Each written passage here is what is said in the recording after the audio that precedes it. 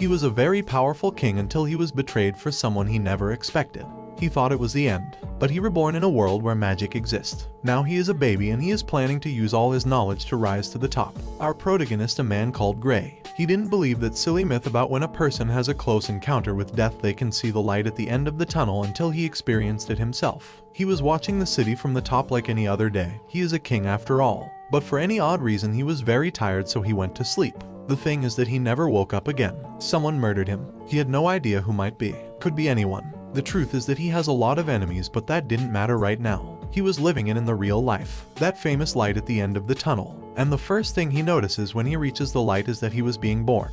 He was being reborn as a little baby called Arthur. His parents were those two kind people. Her mother called Alice, who in addition of being a very gentle person and good-hearted, she took the reins of her family. And his father Reynolds was a reliable and charismatic man, but a little childish from time to time. Our protagonist was thankful for being born in a very lovely family, but at the same time he just went through a suffering that he wouldn't wish to even his enemies. Not being able to control his limbs freely, not being able to control his toxic wastes, and having a weak body that couldn't even take a scratch. Before we continue, I want to make clear that our protagonist's past name is Gray, but in this new life his name is Arthur, so we will name him Arthur from now on. Arthur had so many questions about where he was born, but he knew that these people speak the same language as he does. It was something, but the weird thing is that they all were wearing armor. They carried weapons and buildings seemed to be pretty ancient. All that made him think that he was born sometime in the past. But his theory falls completely when he sees his mother healing her wounds using magic. That's right, he was born in Otherworld, a world where magic exists. In his past life he was a powerful king, led armies, won wars, and even defeated every country's representatives in 1v1 duels. But nonetheless he never was so proud about himself as he was now. He just learned how to crawl. Arthur needed to know more about the world he was in. As he just learned how to crawl, he starts to sneak out by night to his father's library. He was in a continent called Dickathon, which is formed by 3 big kingdoms. Elenwar, which is ruled by elves and is located deep in the forest. Darv, ruled by dwarves and located below earth. And last, Sapin, humans' kingdom and the most populated out of the 3. Also, this world has a monarchical system, but in this world you don't get to be a king the same way you do in Arthur's world. Here that rank is inherited. Arthur also finds out that this world is technologically highly underdeveloped, but that's because of magic. In his past world there is an inner force called Kai that after a lot of training you could use to strengthen their bodies and weapons. Since in this world there is a similar force called mana. The difference is that there is not only an inner one, but also surrounding us. The most common methods for using mana is to power up or to cast. Enhancers use their mana to power up their bodies and obtain a big strength, defense, and agility. But their weakness lies in their short range, but the spellers cast their mana to the exterior and can bend the environment. Yet they have to supplement their own man core with exterior mana to cast a spell. Normally, spellers can manipulate 1 to 4 elements, but there are some that can cast different spells. They are known as diverters, and one good example is Arthur's mother, who can use healing spells. Something important to highlight is that the ability to use magic is something genetic. Only 1 of every 100 kids are born with the ability to use magic. The first sign of it happens between puberty and the end of adolescence, the time where mana core is revealed. All of this about the mana core seemed so similar for him, just like the Kai core back in his world. The difference is that in his world, kids were trained to gather every different fragments of their inner Kai so then they could build the whole circle. While here, they let everything to happen naturally. So Arthur asks himself if he could do the same thing he did in his world but with the mana core. He closes his eyes. He focuses and effectively he can see a bunch of little mana fragments living within him. And just as he did back in his world, he starts to gather them all to create a core, though his attempts were always interrupted when his mother noticed. Since then, 2 years had passed. Her mother noticed that her son was a little different from the rest. He loved to go to the city, but not for toys and candy, but to get into the armory. He loved to be there, and also he had this strange vice of sneaking out into the studio anytime he could.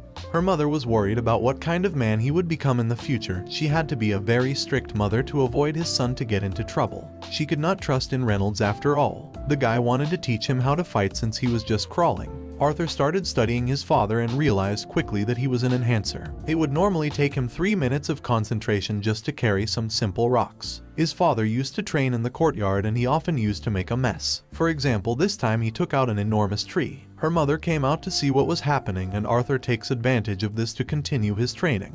During these 2 years he had progressed a lot with his core and he was about to make it. Arthur now knew why that used to take up to the adolescence to make it. because these fragments come together very slow. But Arthur forced it and he manages to make it in just 2 years. The whole house blows into pieces. Reynolds protects her wife quickly, but she could only think about his son. Art is still inside. Reynolds runs as fast as possible, but once he passed all the debris, he can't believe what he sees. A worried Alice gets close to see what was happening. She also gets impressed when she sees what her 2-year-old child has awoken. Arthur felt great. His body didn't feel weak as before until he realized that his whole house had been destroyed. From that moment, many things changed. His mother started teaching him how to read and write. His father taught him the magic basics and also physical training, though it was difficult because of his body. At 3 years old, his father gave him a wooden sword and started training physical combat.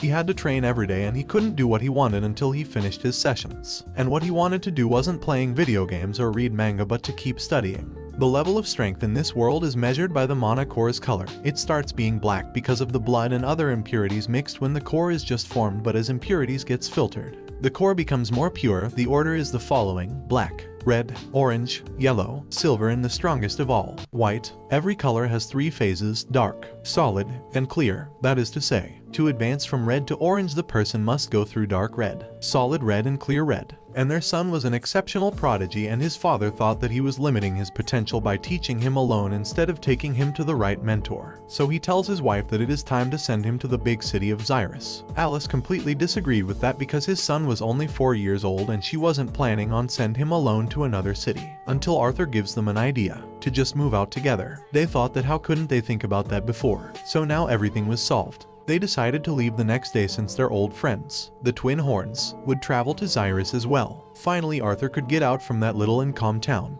The next day, a proud Reynolds introduced his lovely son to his friends: Adam Cringe, an enhancer specialized in the use of spears; Angela Rosa, a spellcaster specialized in wind magic; Durden Walker, a giant spellcaster specialized in earth magic; Jasmine Flamesworth, that besides being just like Akam, she is an enhancer specialized in the use of double daggers; last but not least, Helen Shard, an enhancer specialized in magic archery. So now the journey begins. The road to Xyrus City is long and dangerous. That's why it is prudent to travel with company. During nights, the boys protect themselves from wild animals and at the same time they hunt them to eat. Helen was curious about Arthur, so she starts talking to him, being amazed by his great achievements at his short age. Adam seems to be jealous and asks Reynolds to train a bit with his child. He says yes, but to be careful. Now poor Arthur is kidnapped. Arthur tries to tell to his father to get him out of there with his eyes, but his father didn't even notice. So given the situation, he has no choice but to fight. So using his past knowledge, he gets into combat position and immediately attacks the redheaded.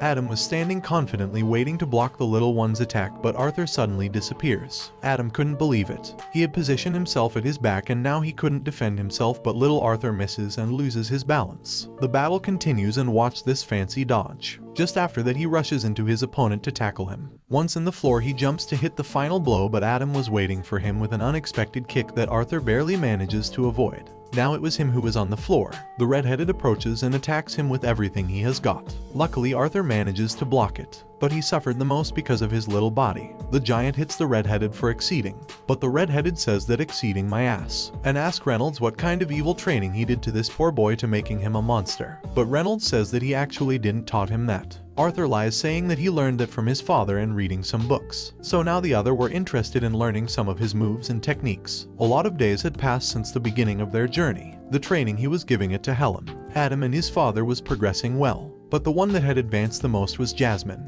She had learned some Arthur's techniques. She even unexpectedly learned his particular way of running, and with that, the relationship between Arthur and Jasmine was getting stronger. She even gave him a birthday present. Yes, Arthur's birthday was during the journey. While on their way, Arthur was being stalked by Jasmine, who wanted to suck up all of his knowledge. Some bandits attacks them. Anglia protects the carriage with her wind magic, and now everyone being mad, they prepare to attack.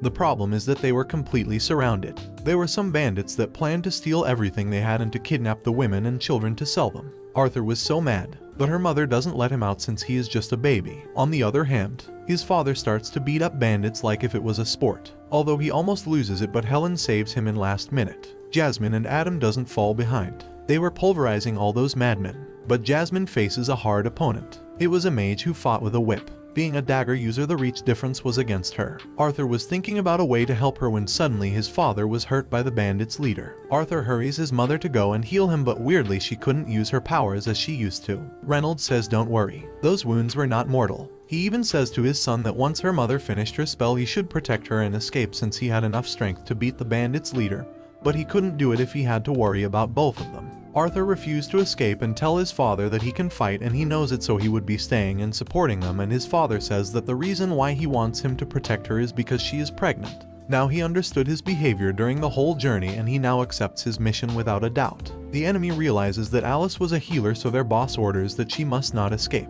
Arthur starts running with his mother. One of the bandits jumps over her but Adam stops him so they could keep moving. An archer shots them from the distance but Arthur manages to stop the arrow, losing his sword in the process. The archer couldn't believe what he saw. A kind stopping his attack. But Helen manages to take him with an arrow and Arthur and his mother keeps running. But Arthur notices something strange. The bandits were supposed to have 4 mages but he could only see there of them. Where was the last one? And now at the top of the mountain he sees a water bender. This sucker cast a spell on them. He could stop the attack if he used mana, but her mother would not be fast enough to make it, so Arthur makes a decision to sacrifice himself to save her. But one sure thing is that he wouldn't fall alone. So before being hit he ties up a strand of mana into his knife and incredibly he manages to get the spellcaster who attacked them. The bastard tries to grab to a rock to avoid falling but he couldn't. The giant tries to save Arthur with his magic rock but he couldn't reach them. Arthur was happy because he knew that everyone else would be fine, but he can't help feeling bad because he really wanted to be an older brother. And while he was falling we can see a bit from his past life. His old world was a world filled with problems. Low birth rate and resources were limited. Wars were replaced by grief and armies for kings. Grey was a king, but in truth, the ones who ruled were the council members. They were the ones who managed the country, both in politics and economy. Arthur had enough of that and one day he decided to leave the throne.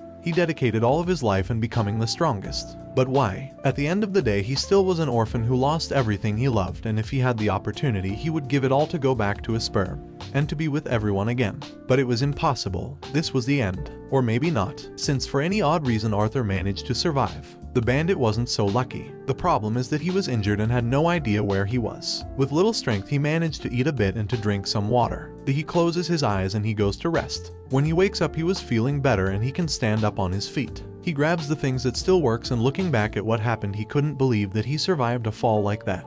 He didn't know how much time had passed nor where he was, but the only thing he could do was to keep going. On his way he hears a voice that was happy to see him awake and asked him if he was alright. There was nothing and nobody near who could be talking. The only thing lying there was the bandit's body, so he got scared and tries to check on him to see if he is still alive. Arthur is relieved, but Arthur realizes that this voice was still unknown, so he guards up. Ask who was there and if that someone was the one who saved him. The voice says yes, that she saved him, but if he wanted to know who she was, he had to find out once he arrived home.